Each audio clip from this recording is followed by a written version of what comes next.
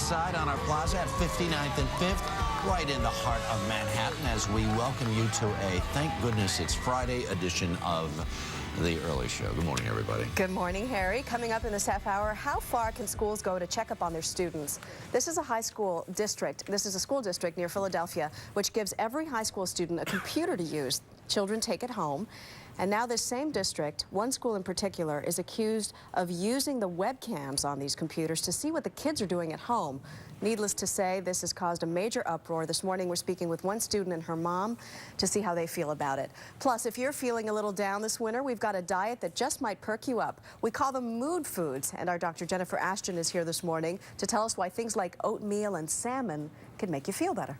Harry? All right, thanks, Maggie. First, we want to go back to the Tiger Woods story. As we mentioned, he's due to go back into therapy after his announcement later this morning. A letter from the PGA commissioner says, quote, Tiger's therapy called for a week's break at this time, during which he spent a few days with his children and then will make his statement before returning. So once he gets back to therapy, what's he trying to accomplish? Cooper Lawrence is a psychologist and author of The Cult of Celebrity and joins us this morning live in the studio. First, let's go back.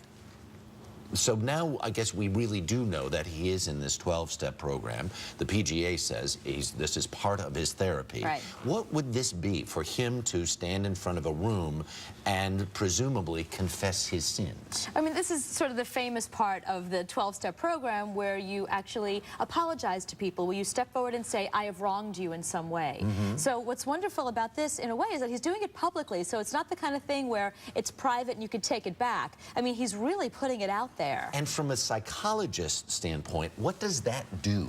This is a big part of the therapy because the self-centeredness is what you want to get away from. It's what the 12 steps are about. Responsibility.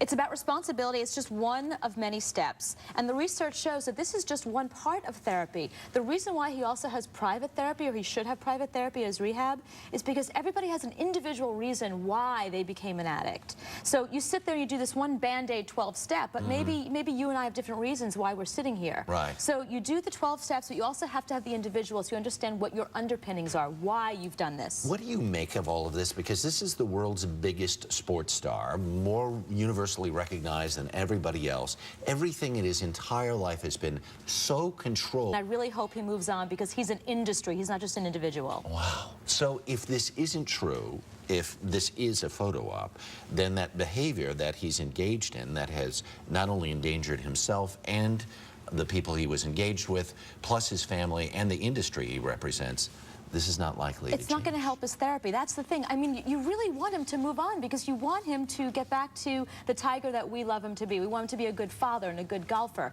So if this is not genuine, it's going to definitely hamper his therapy. Wow. Cooper Lawrence, thank you very much. Thank you. We want to go over to Dave. It is a Friday. A lot of people feeling like they're ready for a weekend, pal.